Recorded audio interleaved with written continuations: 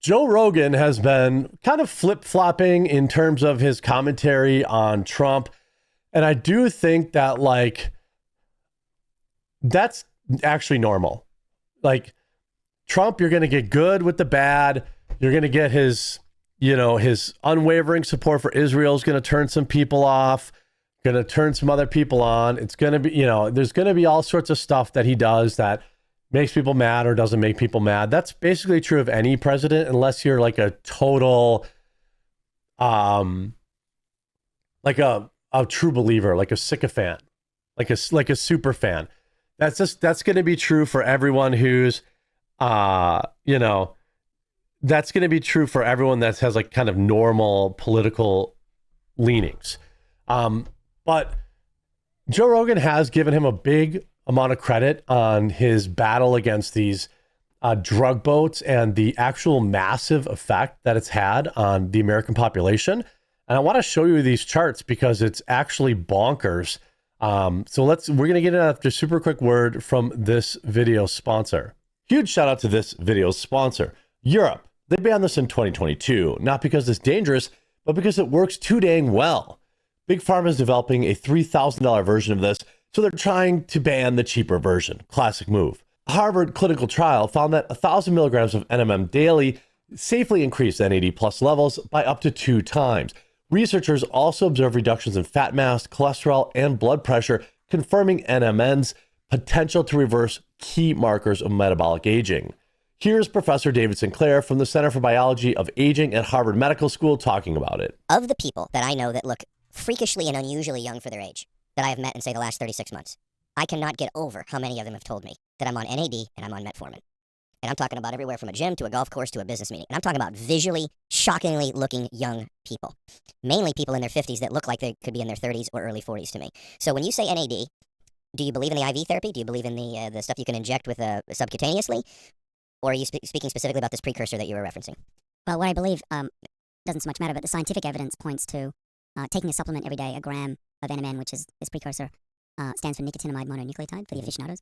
Just swallowing one of those, or 1,000 milligrams, is enough to double your NAD levels in the bloodstream, and triple it if you take 2 grams. That's not a TikTok guru. That's straight from Harvard Medical.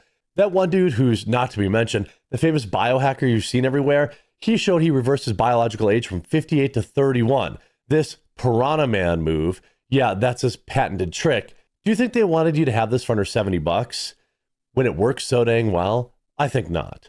Europeans have been smuggling this like contraband, 1 capsule a day. Your NAD explodes by 100%. Your cells literally think they're 25 again. All those rich tech billionaires, the ones I probably shouldn't mention, they're all taking this too. Do you think they age like us? Heck no. And just in case you wanted to stock up, Black Forest NMN is the GOAT of NAD boosters, made in the USA, GMP certified, and manufactured in an FDA-regulated facility. Sure, there are a lot of NAD products out there, but ask yourself this. Why is NMN the only one the FDA is trying to turn into a drug? Why are they spending millions of dollars to do it? Because it's the best. It works better than the rest, and it's exactly why Big Pharma wants to control it. So yeah, you might want to stock up now because when Big Pharma finally figures out how to patent this, it's game over. Black Forest just launched their New Year, New You deal, and it's absolutely insane. Check this out. 40% off their best-selling NMN product, available for 48 hours only. This ends in 48 hours, and when it's over, it's gone for good. You know what speaks louder than our voices? Our wallets. Support the cause by supporting your health and longevity. Use a link in the description below. All right, so let's take a look at this Joe Rogan clip talking about the overdose numbers because it's actually bonkers. But Jamie, I just sent you something. Let me go back here. Aren't they Sorry. kind of blowing the Ecuadorian ships up that are coming to here that are having a lot of drugs on them? Yeah, Venezuela, right? Venezuelan ships. Yeah. They just blowing them up. Mm-hmm. I don't even know. I'm not educated on stuff like that. But I wonder if it's to keep the trade here. No, I doubt it. I think more likely what it is because Trump genuinely hates that they're bringing drugs into this country. Is there other things involved too? I don't know. I mean, I'm sure some of it has to do perhaps with politics. Mm-hmm. I mean, I think that's a reasonable assumption. But Jamie, I just sent you something. Here's what's interesting. One of the things that Trump was saying is they're poisoning our kids and that 100,000 people are dying every year from drug overdoses. We have to put a stop to this. from the time Trump's been in office, deaths by overdose have dropped off a cliff. Look at that. Look at 2024. And leading into 2025. Just look going at down. These are all deaths from overdoses. I mean, that's kind of crazy.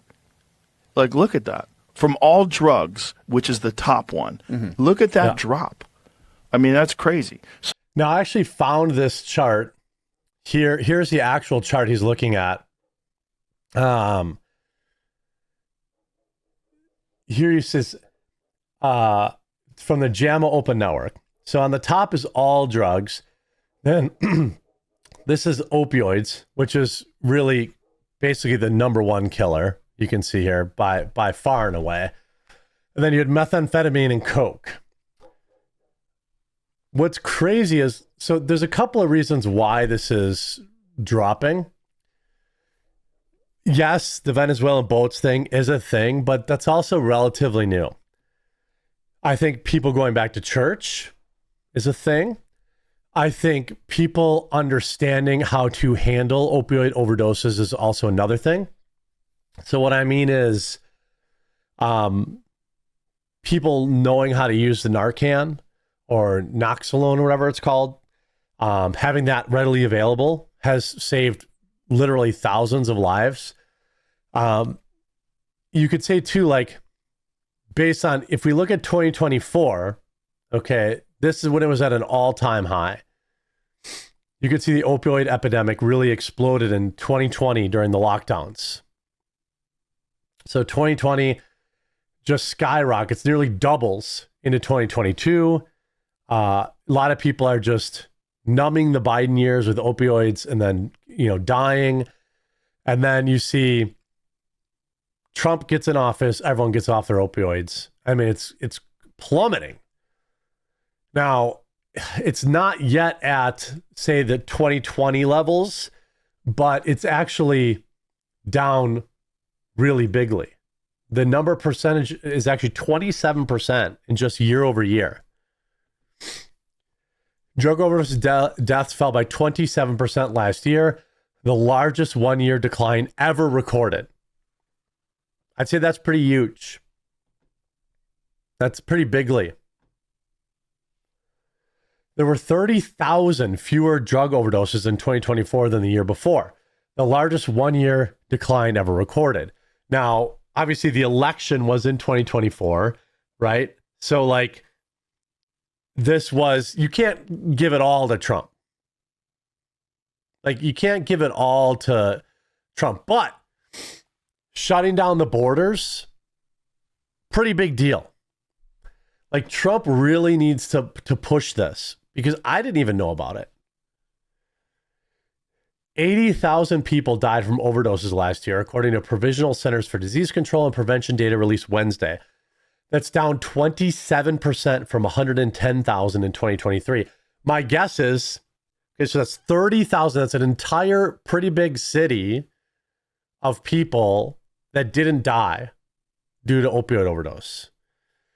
If you extrapolate that, right? If you look at what does that look like large scale, what does that look like in 2025? I assume based on this chart, it's going to be an even bigger drop. So if in 2025 they end up with, a 50% drop from the Biden years, I mean, wouldn't you be shouting that from the rooftops? The CDC has been collecting comparable data for 45 years. The previous largest one-year drop was only 4%. Now it's 27%. I mean, shutting down the border is kind of a big deal. Every state in the country except for two saw declines, with Nevada and South Dakota seeing small increases. Well, South Dakota, I'm not surprised about that. Vegas, okay. Some of the biggest drops were in Ohio, West Virginia, so Appalachia, where the opioid problem was as bad as it ever been. Increased availability of overdose reversing drug Noxolone, expanded addiction treatment, shifts in how people use drugs, the growing impact of billions of dollars in opioid lawsuit settlement money, The number of at-risk Americans is shrinking after waves of deaths in older adults and a shift in teens and younger adults away from drugs that cause most deaths. So a lot of young people are going back to church. They're embracing celibacy. They're embracing Jesus again. You know, I think a lot of that is all related. And obviously, like, you'd want to see this get back down to like 2015 levels. But if Trump can keep the borders closed for another 3 years, it's probably going to head back in that right direction. So you see the peak was in 2022, or it looks like actually 2020, between 2023 and 2024. That's the peak where people are dying. And then from the time Trump's in office, it's taking a fucking sharp downturn. And why is that? Well, part of it is because they're blowing up these fucking boats that are bringing in all the drugs. And not just drugs, but drugs that are tainted with fentanyl.